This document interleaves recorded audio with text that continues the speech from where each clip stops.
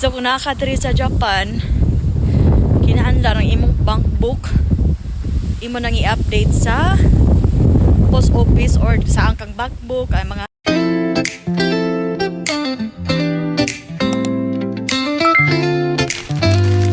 Hi guys! So in this video is naaday ko sa gawas guys. Oy, kumusta naman mo oy?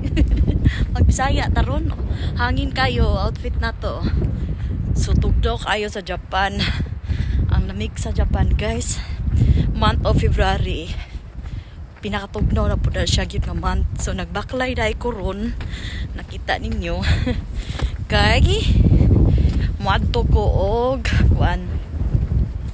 Moadto ko kaning post office kaya ako ni-update ang ako ang bank book. So kung naa ka diri sa Japan di ay no. So magbisaya ta karon og English og Tagalog.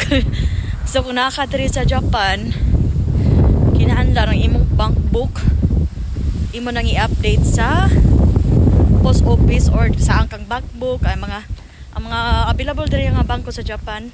Japan Bank, tapos Toyhashin Bank, Gamashin Bank, UFG Bank. Ang daming bangko dito guys. Kayo na lang yung yung magpili ng mga available, no? Tapos huwag yung pipiliin yung bangko na malayo kung saan kayo nakatira. Doon kayo mag-apply ng mga ATM card at kasama na yung bank book sa malapit ninyong lugar na tinitirahan nyo para hindi kayo mahirapan mag-update. So ayan, ang lamig. Ang lamig. So ayan, naglakad tayo ngayon. Malapit na mag alas 5 guys. Ganda lang anong araw oh. Sinag ng araw. Pero malamig. So hapit na mag alas 5, malapit tayong alas 5 at mag-close na yung mag-close na yung opisina ng bank ATM na office na pinagalpayan ko. So ayan, lakad. Tapos pagkatapos natin sa aking dalawang bank book ko guys, Japan Bank at saka Toyhashin Bank. So yung lahat ng mga bangko na yan, paglakaran ko, nadaanan ko lang yan, kaya i-update ko yung mga bank book ko ngayon. So sana hindi tayo mag-close ng oras. Ay nako, diba? So ganito, ang ganda ng sakyan guys oh. Building, maraming building dito. So ayan, i-update ko kayo pag nakarating na ko doon sa unang bangko nating pupuntahan. So see you. Malapit na tayong umabot guys. So pag nandito kayo sa Japan, so kung gusto niyo yan yung malapit na mga pagkuhaan na mag-apply ng mga ATM, i-search nyo sa Google bank near me. So ituturo sa Google Map kung saan yung bangko na malapit sa inyo. So ganyan ang ginagawa ko noon guys kasi wala akong alam eh. So ayan, nandito na tayo, tingnan nyo. So nandito na tayo sa loob ng GP Bank Post Office guys. No? Sa ganyan ang muka ng bank book ng GP Bank or Japan Post Office. So ganyan ang muka guys. So kailangan natin i-update to kasi pag hindi natin magagamit yung ATM natin. Kasi pag hindi ma-update yung bank book mo, kailangan mong i-update talaga yan yung bank book mo. Bago may pasok yung bank book mo, ganito yung guys, may mga English at Japanese na mga translate. So ayan nakita niyo no, so may English guide, pindutin niyo yan. Tapos pindutin kayo kung wala yung gusto niyo. So ako passbook update ako guys, ito yung pindutin natin. So ayan, so hindi kayo mahirapan kung hindi kayo marunong magbasa ng Japanese kasi may English naman yung guide. So ngayon ipasok niyo dito yung passbook dyan, naka-blink, may English na nakalagay. So ayan, hintayin na ninyo matapos yung bank book mag-update. At ayan yung machine dyan, mag-flip up each of page of that yung kanyang i-update kung anong month na naghulog at i-record yan, ilagay yan lahat guys. So ayan no, so dito mukha ng GP Bank dito sa Japan. So ganito lang nakalagay, please wait. So ayan na. Hinto lang yung kusa guys pag matapos na. At yun, tapos na kayo mag-update ng bangko nyo. Pwede kayo mag-withdraw ito kung gusto niyo mag-withdraw. So yung bank book kailangan i-update every month. Or kahit hindi every month, kahit hindi pa maabot ng 1 year guys, kailangan i-update ko talaga. Huwag niyong kalimutan i-update yung bank book nyo. So ayan, yung resibo mo. So and tapos tayo, lumabas na tayo guys. So guys, tapos na tayo dito. Yan oh. So ganyan. Yan, GP Bank. May nakalagay na billboard G&P. So ang ibig sabihin yan is GP Bank. So, ayan. Alis na tayo. Punta na naman tayo sa second destination natin, guys. Punta tayo ng, next is Toyohashin Bank. So, nakita nyo kanina, pagpunta kayo sa bangko dito, may mga English. Depende sa language. Ang nandoon, siguro may Tagalog doon yata. Hindi ako na nag-mistake. So, English, tsaka Portuguese, Japanese language. So, ayan. So, ayan. Ganda na. Daming sasakyan. Tapos, mahangin. Kaya guys, pagdating ko doon sa Toyohashin Bank, i-update ko kayo. Ipakita ko sa inyo yung bangko. So, see ya! Guys, yun ang bangko ng, ng Toyohashin Bank dito sa Japan. Yang logo na yan. So, dyan ako papunta mamaya.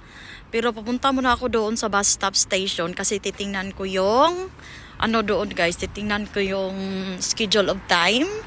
Kung anong oras paparada dito mga sasakyan kasi pupunta ako this week sa Toyokawa. Kaya ayan guys, malapit ito sa police station. So, nakita ko sa inyo kung anong mga schedule doon, kung anong klaseng schedule ng bus stop dito sa Japan. So, see ya later. Ito yung schedule guys, no, sa bus. Ito yung bus stop dito sa, pangalan ng bus stop station is Oshikawa Minami-machi. So, ayan. So, ayan, oh. So, ito yung schedule time nila. Ito, mga schedule time nila. Yan, guys. So, kung hindi nyo naintindihan yung nasa ibabaw, mag-download lang kayo ng Google Translator at ituturo sa inyo yun. So, yan. Nandito na tayo. Ayan, guys. Nandito ako sa Skywalk. Oh, tingnan nyo sa likod. Diba? Ganda ng dito, Skywalk. Kasi, nag-skywalk ako kasi pupunta doon ako sa bank office, diba? So, hindi na ako gagamit ng pedestrian. So, ayun na. Tingnan yung view. Look at the view. O, diba? Ganyan. Ganyan dito ang view. Picture muna tayo. So, ayan guys. Nandito na tayo. Pasok tayo sa loob. So, hindi tayo magsalita sa loob guys, pwede yung camera eh. So, let's go! Nandito na tayo sa loob ng Toyohashin Bank guys, no? So, ayan, ganyan ang mukha ng bank book na cover. Yan ang lalagyan guys ng bank book sa Toyohashin. At ganyan ang mukha. Yan, pink siya, ganyan ang logo ha, huwag niyong kalimutan. Tapos, yan dyan, pareho lang yan sa kanila sa JP Bank guys. So, English at Japanese translator kaya hindi kayo mahirapan kung saan kayo pipindot. At ilagay yung doon dapat sa passbook na area yung pag-update ng iyong bank book. So, ganyan lang ka-easy. So, hintayin lang yung bank book nyo dyan na matapos mag-update. So, kung nakita nyo may English and Portuguese, no? So, ganyan may balance inquiry, passbook update, deposit, withdrawal. So, take note, hindi pwede mag-withdraw sa bank book, guys. Ayan, no?